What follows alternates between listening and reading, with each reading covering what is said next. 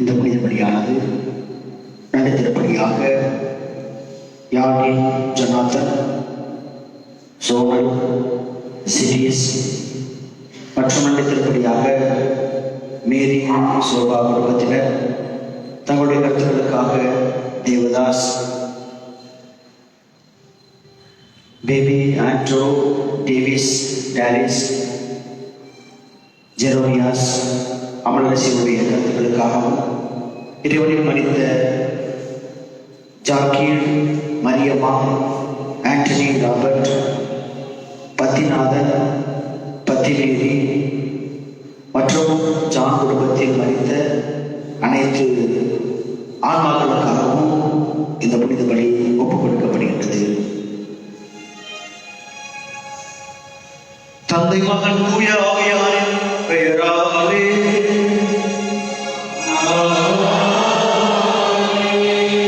ஆண்டவராகிய இயேசு கிறிஸ்துவின் அருளும் கடவுளின் அன்பும் தூய ஆவியாரின் நட்புறவும் உங்கள் அனைவரோடும் இருப்பதாக.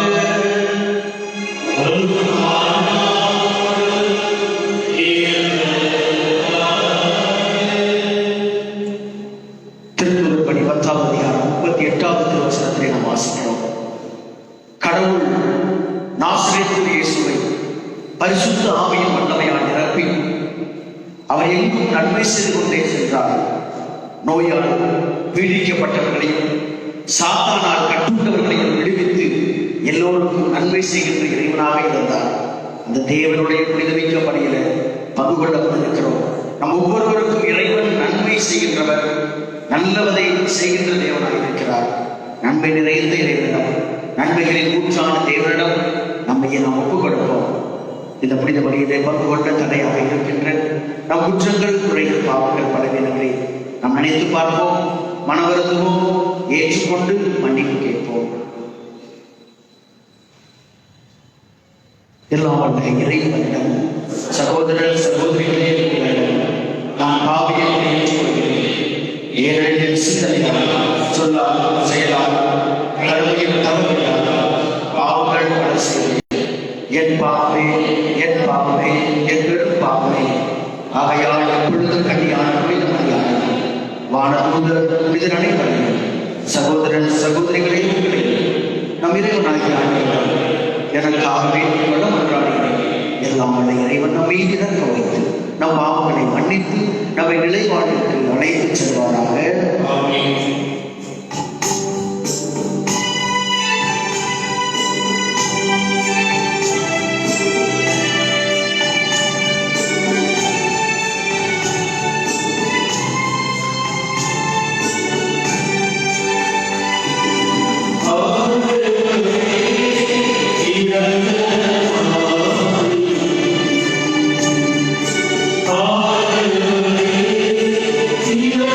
Hallelujah.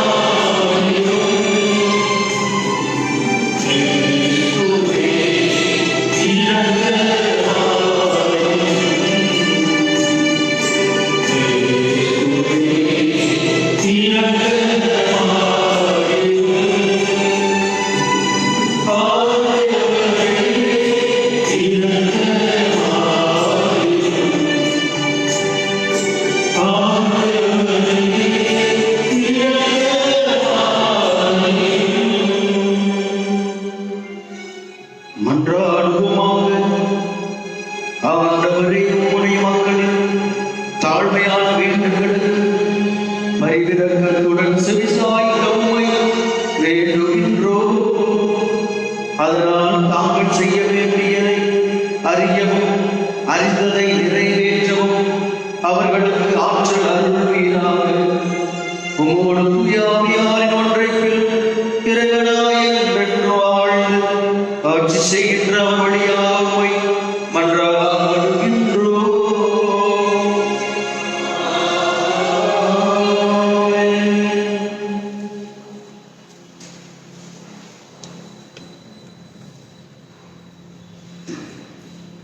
மீட்பரை தொடங்கி வழிநடத்துவதை துன்பங்கள் மூலம் நிறைவுள்ளமாக்கியது தகுதி. எதிரியிற்கு எழுதப்பட்ட திருமுகத்திலிருந்து வாசகம் அதிகாரம் 2 இறைவார்த்தை 5-12. சகோதர சகோதரிகளே, வரவிருக்கும் உலக பற்றி பேசுகிறோம். கடவுளை வாழப்போதின் அதிகாரத்திற்கு பணிய செய்யவில்லை. இதற்கு சான்றாக மறைநூலில் ஒரு இடத்தில் சொல்லப்பட்டுள்ளது இதுவே: மனிதரை நிலையில் கொள்வதற்கு அவர்கள் யார்? மனித பிறவிகளை ஒரு பொருட்டாக எழுதுவதற்கு அவர்கள் எம்மாத்திரம். ஆயினும் நீர் அவர்களை வாழ்வுகளை விட சற்றே சிறியவர் ஆக்கியுள்ளீர். மாட்சியும் மீன்மையும் அவர்களுக்கு முடியாத சூட்டியுள்ளேன். முதற்கை படைத்தவர்களுக்கு ஈடாக அவர்களை நியமித்தீர். எல்லாவற்றையும் அவர்கள் பாதாளங்களுக்கு கீழ்படுத்தியுள்ளீர். அனைத்தையும் மனிதனுக்கு அடிப்படையை செய்தார் என்பதால் எதையும் பணியாக விட்டுவிடவில்லை எனலாம். எனினும் அனைத்தும் மனிதனுக்கு இன்னும் அடிப்படையை காணும். நாம் காண்பதும் சிறிது கால காலத்தை விட சற்று தாழ்ந்ததாக்கப்பட்ட இயேசுவை. இவர் துன்புற்று இறந்திருந்தால் மாட்சியும் மாண்பும் இவருக்கு முடியாத சூட்டப்பட்டதை காண்கிறோம். இவ்வாறு கடவுளின் அருளால் அனைவருடைய நலனுக்காகவும் இவர் சாவுக்கு உட்பட வேண்டியிருந்தது. கடவுள் எல்லாவற்றையும் தமக்கென்று தாமே உண்டாக்கினார். அவர் மக்கள் பலரை மாற்றில் பங்கு கொள்ள அழைத்து செல்ல விரும்பிய பொழுது அவர்கள் மீட்பை தொடங்கி வழிநடத்துவதை துன்பங்கள் மூலம் நிறைவுள்ளவராக்கினார். இது ஏற்ற செயலை. தூய்மையாக்கப்படுவோர் அனைவருக்கும் உயிர் ஒன்றே. இதனால் இயேசு இவர்களை சகோதர சகோதரிகள் என்று அழைக்க வெட்கப்படவில்லை. உமது பெயரை என் சகோதர சகோதரிகளுக்கு அறிவிப்பேன். சபை நடத்தி உம்மை புகழ்ந்து பாடுவேன் என்று கூறியுள்ளார்கள். ஆண்டவரின் அருள்வாக்கு. பதிலுரை பாடல்கள். உமது கை படைத்தவற்றை மனிதர் ஆளும்படி செய்துள்ளார். உமது கை படைத்தவற்றை மனிதர் ஆளும்படி செய்துள்ளார். ஆண்டவரே, எங்கள் தலைவரை உமது பெயர் உலகிலும் எவ்வளவு மேன்மையாக எழுதுகின்றது. மனிதரை நினைவில் கொள்வதற்கு அவர்கள் யார்? மனித அறிவுகளை நீ ஒரு பொருட்டாக எழுதுவதற்கு அவர்கள் எம்மாத்திரம். பலரை முதலை படைத்தவற்றை மனிதர் ஆளும்படி செய்துள்ளார். அவர்களை பொருளாக்கி உனக்கு சற்றே சிறியவர் ஆக்கியுள்ளீர். மாட்சியும் இன்மையும் அவர்களுக்கு முடியாத சூட்டியுள்ளீர். முதற்கை படைத்தவற்றை அவர்கள் ஆளும்படி செய்துள்ளார். பலரை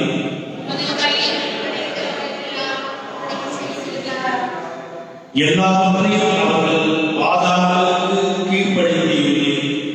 ஆடு மாடுகள், எல்லா வகையான காட்டு விலங்குகள், வானத்து பறவைகள், கடல் மீன்கள், ஆழ்கடலில் நீந்தி செல்லும் உயிரினங்கள் அனைத்தையும் அவர்களுக்கு கீழ்ப்படுத்தியுள்ளீர். பல்லவி முதல் மனிதன் ஆழ்வுடன் செய்கிறார். அனைவரும் எழுந்திருப்போம்.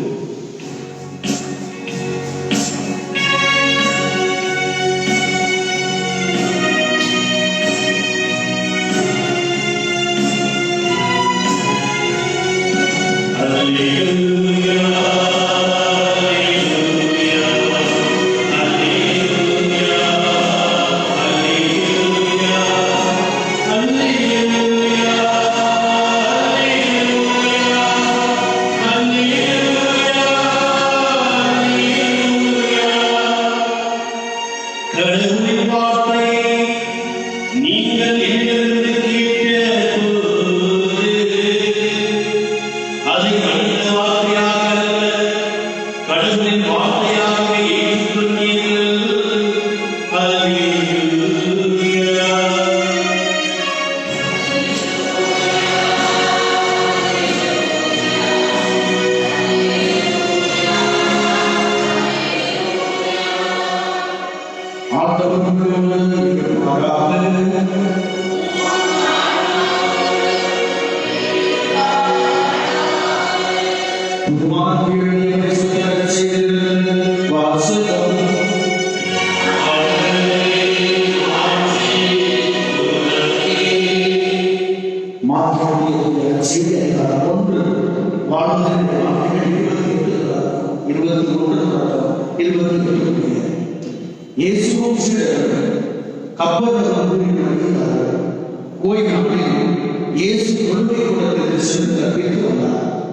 அவருடைய போதனையை குறித்து மக்கள் வியப்பில் ஆழ்ந்தார். மறைநூல் அறிஞரை போன்று அதிகாரத்தோடு அவர்களுக்கு கற்பித்து வந்தார். அப்பொழுது அவருடைய தொழுகை தீய ஆவி பிடித்திருந்த ஒருவர் இருந்தார். அவரை பிடித்திருந்த ஆவி, நாசரேத்து இயேசுவே, உமக்கு ஈடு வேண்டும், எங்களை ஒழித்து விடவா? நீ யார் என எனக்கு தெரியும். நீ கடவுளுக்கு அர்ப்பணமானவர் என்று அறிந்தது. வாயை மூடு, இவரை விட்டு வெளியேறுவோம் என்று இயேசு அதட்டினார். அப்பொழுது அத்தீய ஆவி அம்மனிதருக்கு வலிப்பு உண்டாக்கி பெருங்கூச்சலிட்டு அவரை விட்டு வெளியேறிற்று. மக்கள் அனைவரும் திகைப்புற்று, இது என்ன? இது அதிகாரத்தோடு புதிய போதனையாக இருக்கிறது. அவர் தீய ஆவிகளுக்கு கட்டளையிடுகிறார், அவை இவர்களுக்கு கீழ்ப்படுகின்றன என்று தங்களை பேசிக்கொண்ட அவரை பற்றிய செய்தி உடனே கலிலேயாவின் சுற்றுப்புறத்திற்கு பரவியது. ஆண்டவரின் அருள்வாக்கு.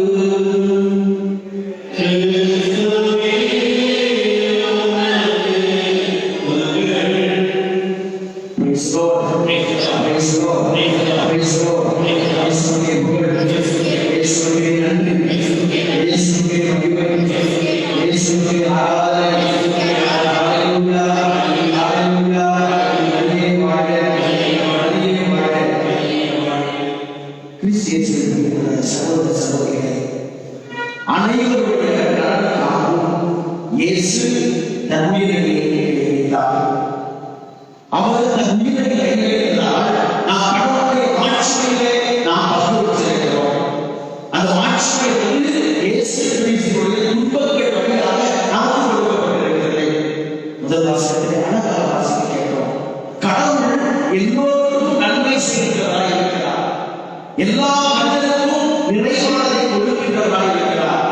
நல்ல மரங்களெல்லாம் நிலையான நிறைவான கொடைகளெல்லாம் அவர்களுடைய வருகின்றன.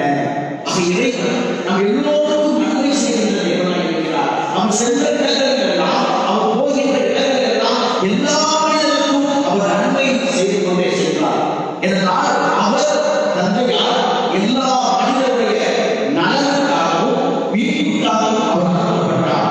ஆக அனைவரும் நலன் பெற வேண்டும், அனைவரும் நிறைவு பெற வேண்டும் என்பதற்காக இயேசு கிறிஸ்து வாழ்வாய் ஒளியாய் வழியாய் இந்த உலகத்திற்கு அவர் தோன்றினார். யோவான் நற்செய்தியை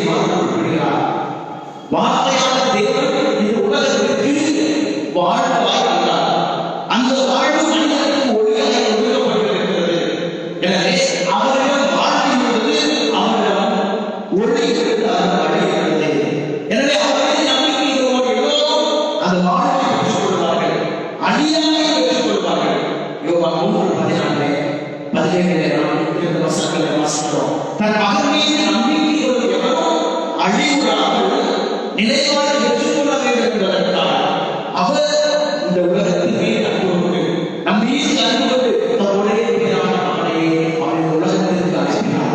எனவே அவர் மீது நம்பிக்கை கொள்வோர் எல்லோரும் மீட்படையாங்க. ஆக நமது மீட்பின் அடித்தளம் நம்பிக்கை. ஆனால் நம்பிக்கை அடித்தளம் எது தெரியுமா? மீட்பின் அடித்தளம் நம்பிக்கை அல்லது விசுவாசம். இது நம்பிக்கை, இந்த விசுவாசம் நமக்கு வாழ்க்கை கொடுக்கிறது. ஆனால் இந்த விசுவாசம், இந்த நம்பிக்கை மட்டும் நமக்கு போதாது என்றால் இந்த விசுவாசத்தின் அடித்தளம் வேறு இருக்கிறது. அதுதான் அன்பு. அன்பிலே ஒன்றுமே இல்லை. நம்பிக்கை, விசுவாசம் எல்லாம் அன்பிலிருந்து ஆரம்பமாகிறது. அன்பினுடைய முறைகளாக பரிமாறங்களாக இருக்கிறது. எனவேதான் அழகாக அந்த அன்பு கவிதைகளை அழகாக சொல்லுவார். 1 Corinthians 13 அதிகாரம் முழுவதும் பரவச பேச்சு பேசியிருக்கிறார், கொடைகளெல்லாம் பெற்றிருந்தார், எல்லாவற்றையும் நாம் பெற்றிருந்தாலும் இறைவாக உரைக்கின்றனர். எல்லா விதமான அறிவு, ஞானம் எல்லாவற்றையும் நாம் பெற்றிருந்தாலும் அன்பு என்ற ஒளி, வெண்கலம், ஓசை, தாளம் நான் ஒன்றுக்கும் இல்லாத உதவாத ஒரு மனிதனாக. இதுதான் இந்த ரட்சையில ஒரு அழகான ஒரு வித்தியாசம். ஏனென்றால் மக்கள் தங்களுடைய வாழ்க்கையை கூடி கேட்க கூடியிருக்கிறார்கள். ஆனால் அங்கு கிறிஸ்துவை வெளிப்படுத்துவது யார்? மக்கள் அல்ல, மக்கள் அல்ல, சாத்தான் கிறிஸ்துவை வெளிப்படுத்துகிறான். மக்களுக்கு சாத்தான் கிறிஸ்துவை வெளிப்படுத்துகிறான். யாராக? நீ நாசரேத்து இயேசு கடவுளின் மகன், இறை மகன் என்று சாத்தான் கடவுளின் விசுவாசத்தை அறிவிக்கிறான். ஆனால் அவரிடம் குறைவாக இருக்கிறது தெரியுமா? அன்பு. அன்பு எங்கு அன்பு இல்லையோ அங்கு இருக்கின்ற விசுவாசம் போய் வெறுமை ஒன்றுமில்லை. அன்பு இல்லாத இடத்துல நமது விசுவாசத்திற்கு வேலை இல்லை. When there is no love, our faith is waste and it is humble, it is false.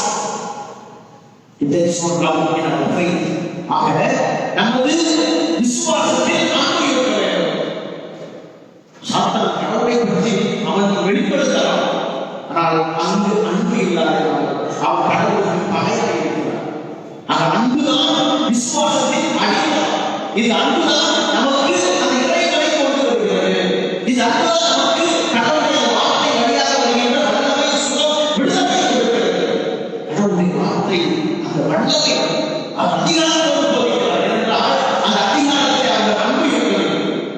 அதிகாரத்தோடு மற்ற அவருக்கு முன்னிருந்த இறைவாக்கினர்கள், போதகர்கள் எல்லோரும் கடவுளுடைய சார்பாக பேசினார்கள். கடவுளை வாழ்ந்து வருகிறார், ஆண்டவரை வாழ்ந்து வருகிறார், என ஆண்டவரை இதை சொல்லுமாறு அனுப்பினார் என்று கடவுள் சொல்வதை அவர்கள் சொன்னார்கள். ஆனால் இயேசு கிறிஸ்து மட்டும்தான் அதிகாரத்தோடு என்ன சொன்னார்? நான் உங்களுக்கு சொல்கிறேன், நான் உங்களுக்கு சொல்கிறேன், பொய்யான இடாதீர்கள் என்று நீங்கள் கேள்விப்பட்டிருக்கிறீர்கள். நான் சொல்கிறேன், ஆணையிடவே வேண்டாம். கொலை செய்யாதே என்று சொல்வதை நீங்கள் கேள்விப்பட்டிருக்கிறீர்கள். நான் சொல்கிறேன், சிதறி பண்ணவே வேண்டாம். விபச்சாரம் செய்யாதே என்று சொல்ல கேள்விப்பட்டிருக்கிறீர்கள். நான் சொல்கிறேன், ஒரு பெண்ணை செய்த கோபவன் ஏற்கனவே உள்ளது விபச்சாரம் செய்யாதே. ஆக இறைவன் அவர் அந்த அதிகாரத்தை கடவுளாக வந்தவர், கடவுளுடைய மகனாக இருந்தவர், கடவுளாக இருந்தவர் அதிகாரத்தை பயன்படுத்துகிறார். அந்த அதிகாரம் அவருடைய வார்த்தைகளை வெளிப்படுத்தது. அந்த வார்த்தை மனிதர்களுக்கு சுகம் கொடுத்தது. இவனை விட்டு வெளியே போ என்ற அதிகாரம் அந்த மனிதர்களுக்கு சுகத்தை கொடுக்கிறது. சாத்தானை கட்டுகிறது, விடுதலை கொடுக்கிறது. லாசரை எழுதுவா என்ற அதிகாரம் இறந்த லாசரை உயிர்ப்பிக்கிறது. உன் கையை நீட்டி என்று சொன்ன அந்த அதிகாரம் அந்த சூரிய கையுடைய அந்த மகனுடைய கையை சுகப்படுத்துகிறது. அந்த கடவுள் அதிகாரத்தோடு கொடுத்தார். காரணம் அவர் இருந்தது அன்பு. அன்பு இல்லை என்றால் அங்கு அதிகாரத்திற்கு வேலை இல்லை, அதிகாரத்திற்கு வேலை இல்லை.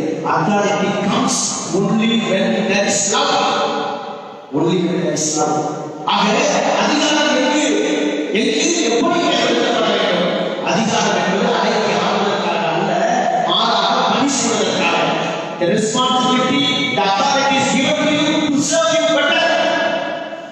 அதுதான் கடவுளுடைய சொன்னார், நான் இந்த உலகத்திற்கு பணிவிடை பெற்ற அல்ல, பணி பணி செய்ய அன்பினுடைய அடித்தளம் தான். அது அதிகாரத்தின் அடித்தளம் என்ன தெரியுமா? அன்பு. நம்மையே தாழ்த்திக் கொள்வது. உயர உயர அதிகாரத்தை பெற பெற, பதவிகளை பெற பெற நம்மையே நாம் தாழ்த்திக் கொண்டே போவதுதான் அதிகாரத்தினுடைய அழகு.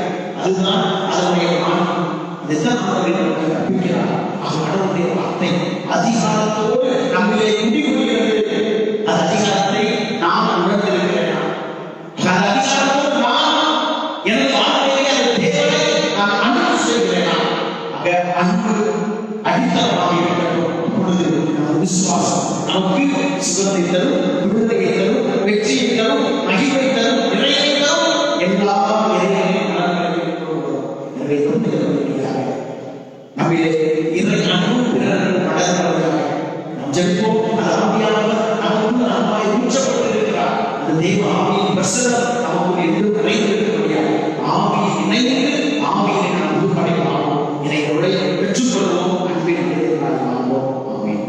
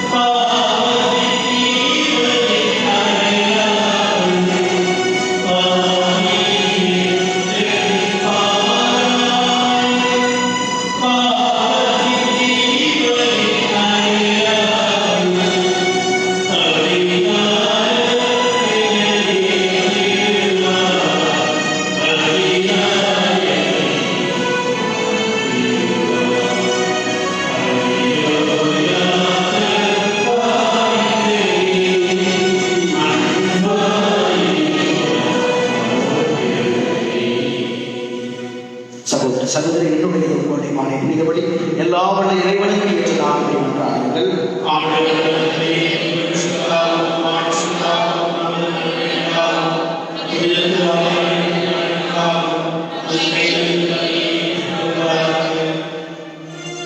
ஆண்டவரே உமக்கு அடைந்தும் காணிக்கை உமக்கு ஏற்புடையதாக உமை அதன் வழியாக அவர்கள் புனிதமடைந்து இறைவனோடு நாங்கள் வேண்டுவதை பெற்றுக்கொள்வார்களாக. எங்கள் ஆண்டவராகிய கிறிஸ்து வழியாக உம்மை மன்றாடுகிறோம். ஆண்டவர் உங்களோடு இருப்பாராக.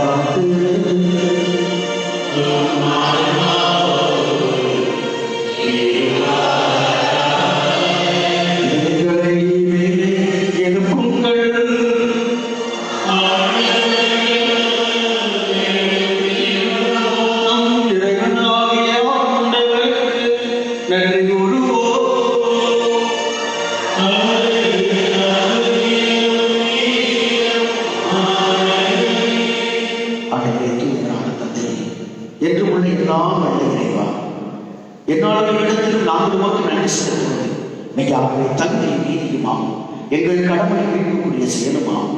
ஏனெனில் எங்கள் புகழை உமக்கு தேவை என்று ஆயினும் நாங்கள் உமக்கு நன்றி செலுத்துவது உமது அருள்முறையாலேயே. நாங்கள் உண்மை புகழ்கிறீர்கள். உமது ஆட்சியை உறுதிப்படுத்தாதீர்கள். எங்கள் ஆண்டவராகிய கிறிஸ்து வழியாக நாங்கள் மீட்படைய பயன்படுகிறது.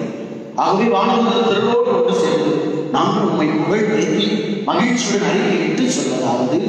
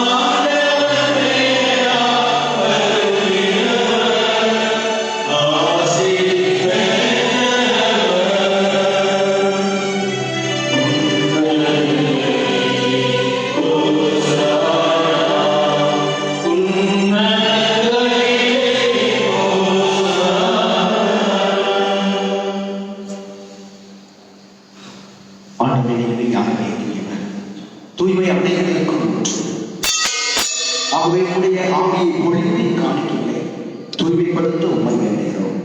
இவ்வாறு ஆண்டவர் இயேசு கிறிஸ்துவின் உடலும் இரத்தமுமாக எங்களுக்கு இவை மாறுவதாக. அவர் பாடுபட கணிந்து தம்மைக்கு விதைத்த போது அப்பத்தை எடுத்து நன்றி செலுத்தி அதை விட்டு தம் சீடர்களுக்கு அழைத்து அவர் கூறியதாவது: அனைவரும் இதிலிருந்து வென்று உண்ணுங்கள், ஏனெனில் உங்களுக்காக கையளிக்கப்படும் என் உடல்.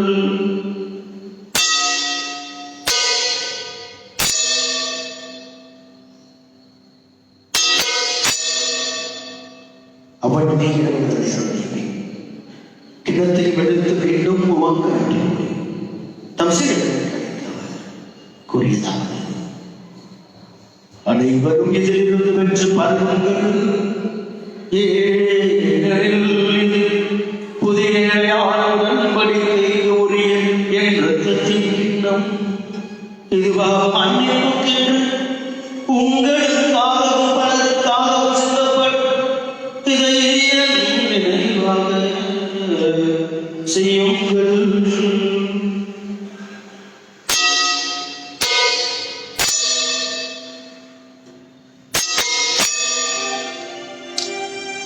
நம்பிக்கையின் மறைபொருள்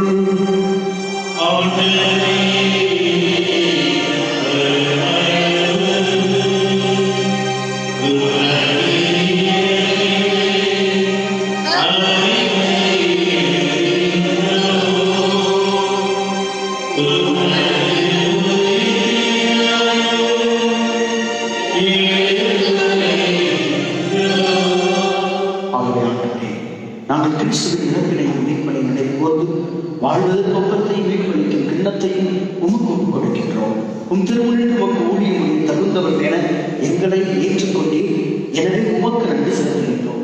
மேலும் கிறிஸ்துவின் உடலிலும் இரத்தத்திலும் பங்கு கொள்ளும் எங்களை தூய ஆவியார் ஒன்று சேர்க்க வேண்டும் என உமை தாழ்வு என கொண்டாடுகின்றோம். ஆண்டவரே, உலகிலும் பரவியிருக்கும் ஒரு திரு அவையை நினைவு கொடுக்கிறார். எங்கள் திருத்தந்தை பிரான்சிஸ் பீட்டர் எல்லா திருநிலையினர் ஆகிய அனைவரோடும் ஒரு திரு அவை அன்பில் நிறைவு பெறச் செய்தார். மேலும் உயிர் எதிர்நோக்குடன் துயில் கொள்ளும் எங்கள் சகோதரர் சகோதரிகளை இறந்தோர் அனைவரையும் இறக்கத்துடன் நினைவு கூர்ந்து உமது திருமுக ஒளியை ஏற்றது.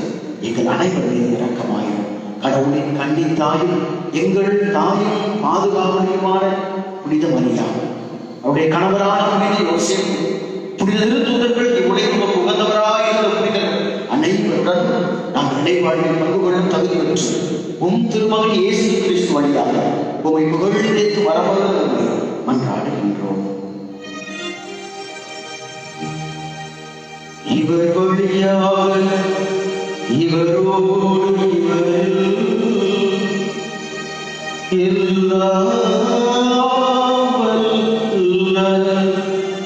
இறைவனாகிய தந்தையே,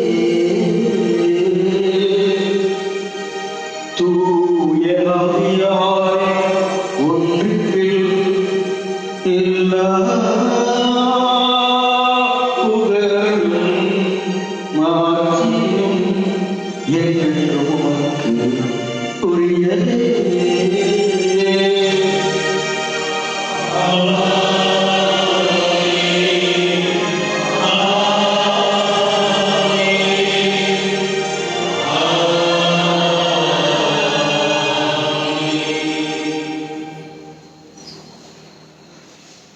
மீட்பின் கட்டளையால் கற்பிக்கப்பட்டு இறைவன் பிள்ளையால் பெற்று நாம் துணித்து சொல்வோம்: உமது பெயர் போற்றப்படுக, உமது ஆட்சி உமது திருவுளம் என்னுடைய நிறைவேறுவது போல மனதுலகில் நீங்கள் அன்றாட இன்று எங்களுக்கு எங்களுக்கு எதிராக குற்றம் செய்வோம் நாங்கள் மன்னிப்பது போல எங்கள் குற்றங்களை மன்னிப்போம். எங்களை சோதனைக்கு உட்படுத்தார். ஆண்டவரை தீமை அனைத்திலிருந்தும் எங்களை விடுவித்து எங்கள் வாழ்நாளின் அமைதியை கனிவுடன் அருள் உண்மை கொண்டாடுகின்றோம். முதலில் சிந்தனையால் நாங்கள் பாவத்திலிருந்து எப்போது விடுதலை பெற்று யாதொரு கணக்கமும் பயமும் அச்சமும் இன்றி நலமாக இருக்குமாக நாங்கள் எதிர்நோக்கி இருக்கும் பேரின்பத்துக்காக மீட்பராகிய இயேசு கிறிஸ்து வருகைக்காகவும் காத்திருக்கின்றோம். ஆண்டவரே இயேசு கிறிஸ்துவே, அமைதியை உங்களுக்கு விட்டுச் செல்கிறேன், என் அமைதியே உங்களுக்கு அளிக்கிறேன் என்று உம் திருத்துதர்களுக்கு முடிக்கிறேன் என்று பாவங்களை மாறாமல் உமது திருவையின் நம்பிக்கையை கண்ணோக்கி உமது திருமணத்திற்கு ஏற்ப அதற்கு அமைதியை முற்றிலும் அளித்திருக்கிறாக என்றென்று வாழ்ந்து ஆட்சி செய்கின்றனர் நீரே. ஆண்டவருடைய அமைதி உங்களோடு என்றும் இருப்பதாக.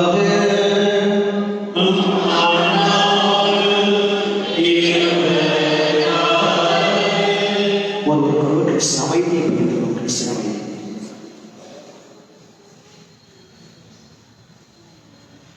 உலகின் பாவங்களை போக்கும் இறைவனின் செல்வமே, எங்கள் மேல் இரக்கமாயிரும். உலகின் பாவங்களை போக்கும் இறைவனின் செல்வமே, எங்கள் மேல் இரக்கமாயிரும்.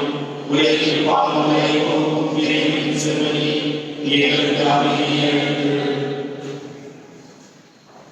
நன்மை அனைத்தும் ஊற்றான தேவன்கள் எல்லோரும் நலம் பெற வேண்டும், நன்மைகள் நிறைவாக பெற வேண்டும், இறைவனுடைய மாட்சிமையை பங்கு பெற வேண்டும் என்பதற்காக இதோ தன்னை நமக்காக பலியாற்றிய இறைவனின் செம்மறி, உலகின் பாவங்களை போக்குகிறவர். இந்த செம்மறியை திருவதற்கு அழைக்கப்பட்டுள்ள நாம் அனைவரும் கேட்டு பெற்றோம். நான்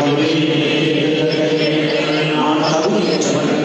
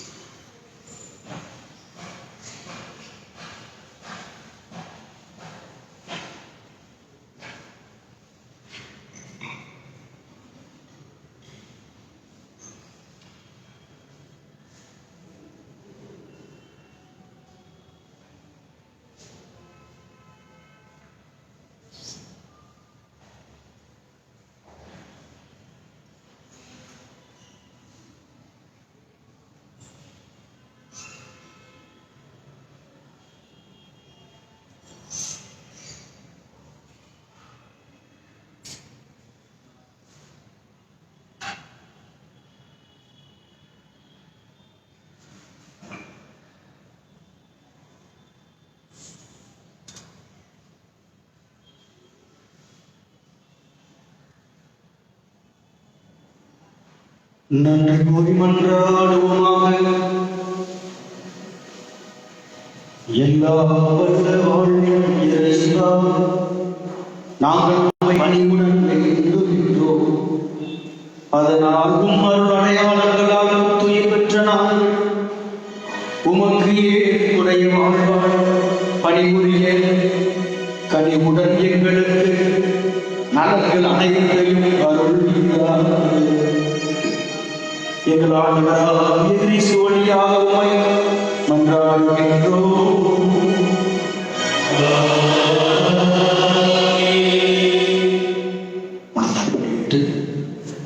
இறைவனின் வார்த்தைகள் மீது நம்பிக்கை வைத்து நாமும் மற்றும் உடல் நலமற்ற அனைவரும் இந்த வரையில நாம் பக்தியோடு விசுவாசத்தோடு அன்போடு இறைவனை வேண்டுவோம். ஆண்டவரே, உடல் நோயாளர்களும் உமது ஊழியர்களுக்கு ஆறுதல் நாங்கள் துன்பங்களினால் தூய்மை அடைய உமது இரக்கத்தினால் இறைவனை குணமடைந்தபடி அருள் புரிவீராக. எங்கள் ஆண்டவராகிய இயேசு கிறிஸ்துவின் பெயரால் ஆமென். ஆண்டவராகிய இயேசு கிறிஸ்து உங்களை பாதுகாக்க உங்கள் கண்கள், உங்களை காப்பாற்ற உங்களுக்குள்ளும், உங்களுக்கு வழிகாட்ட உங்களுக்கு முன்னும், உங்களுக்கு காவலாயிருக்க உங்களுக்கு பின்னும், உங்களை ஆசீர்வதிக்க உங்கள் மீதும் இருப்பாராக. ஆண்டவர் உங்களோடு இருப்பாராக.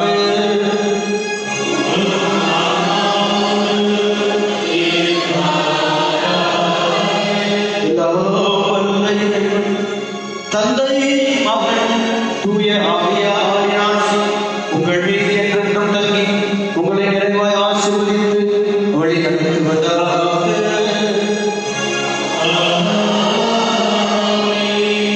இறைவனின் அன்பிலும் அன்னையின் பரிந்துரையிலும் தூய அந்தோனியாரை மன்றாட்டிலும் நலமுடன் வாழ சென்று